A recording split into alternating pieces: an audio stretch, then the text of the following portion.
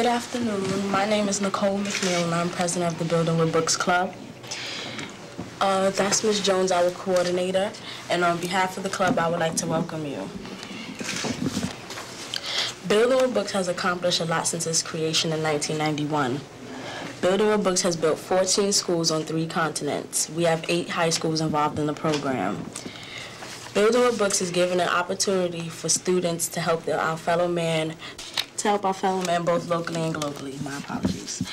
Through charity events, we raise money for construction supplies. At Morris, we have raised funds by selling handmade cards, giving a basketball tournament, and next week we will be having a dance with the theme "One Can, $1." We also do community service. Building with Books has fed the homeless, provided weekly tutoring for elementary students, visited the Children's Ward at Lincoln Hospital during the Christmas season, and we have adopted a 3rd grade class for which Building with Books funds has bought them Christmas gifts and gave a Valentine's Day party. In Building with Books, we try very hard to follow the commitments that you as chairman of America's Promise has put forth. We have made a commitment to serve, fulfilling the promise to give back to our community. The club members have come up with some questions to ask you. Angel will ask our first question. I'm Angel, I'm 17, I'm in the 10th grade, and my question is, what was your dream when you were living in the South Bronx? You know, I thought about this a lot, and I don't know that I had a dream, frankly. When I was living in the South Bronx, when I was a student at Morris High School, I wasn't sure where I was going in life. And I didn't have a dream so much as I wondered what was going to happen to me. I wondered where I would end up. And where I ended up was in the military. When I entered college, I found something I really liked doing and did well, and that was the Army. And so that became my dream. But it was right after I left Morris. But the beauty of Morris and the beauty of growing up in this part of New York City at that time was that Morris gave me the basic education I needed to be successful in college, but more importantly, to be successful wherever my dream took me. And so I'm not sure that as a 14, 15, and I left Morris before I was 17. I graduated just 2 months before my 17th birthday. And I'm not sure I knew what I was going to be or whether I had a strong dream. I had a wondering as to where I would end up. And where I did end up was as a professional soldier. What I like to tell lots of young people is, it's a little early in your life to know exactly where you're going. It's good to have a dream. But while you're thinking about that dream, the important thing is to get all the education you can now. Prepare yourself now, acquire all the skills you need now, master the English language, master study habits and discipline and structure. And that's what I got at Morris High School, so that it put me on a road to success. And I've told lots of people over the years that the ability to finish high school at Morris High School put me on the road to success in the Army. And it will put each of you on a road to success, even though you may not be sure what that road is called yet or what the destination is. You got to start out with a good, solid, grounded education, and that's what I hope you are getting here. I know it's what you're getting here, and I hope it's what you're taking from here. Thank you, General.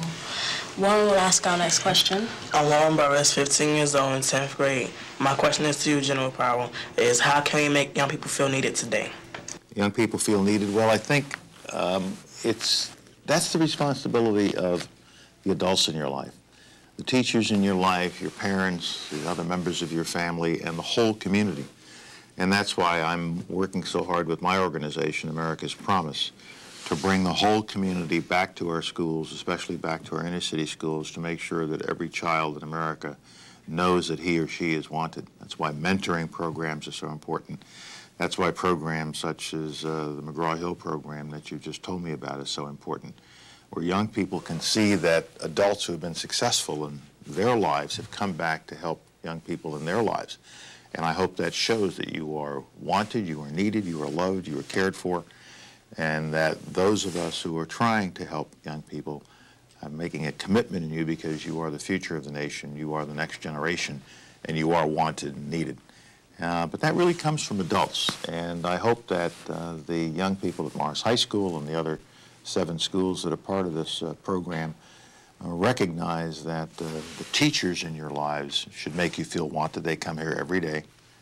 They come to those schools every day for the purpose of giving you their knowledge, their experience. Last adults in your life who will ever give you anything for free. And I hope young people appreciate what teachers do and what the other adults in your life do, such as the people that come from McGraw-Hill, those mentors who come here and spend time with young people. I hope that shows you that you're wanted, that you're needed, that you're cared for, that each and every one of you is a precious part of America, and each and every one of you we want to see on a road to success. But you know, at the end of the day, it's not adults making you feel wanted. You, at the end of the day, have to do it for yourself. You have to feel good about yourself. You have to do the right things in life. You have to prepare yourself. And the person you have to satisfy more than anyone else in life is your own self, your own standard, your own image. And that's what education and gathering all this knowledge is all about. Thank you, General. Shahai will ask our next question. Hello, my name is Shahai Holder. I'm 14 and I'm in the 9th grade. And the question I would like to ask you is, when you were a teenager, was volunteer work popular, and what advice would you offer the BWB club members on volunteerism? It was important, and as I looked through my yearbook, I could see that I was on the service league. My memory is a little weak as to what I actually did in the service league, but I was a member of the service league here at Morris High School, and we did things within the school and within the community. And I think volunteering is very, very important because you're giving a gift to someone. You are helping somebody who is in need.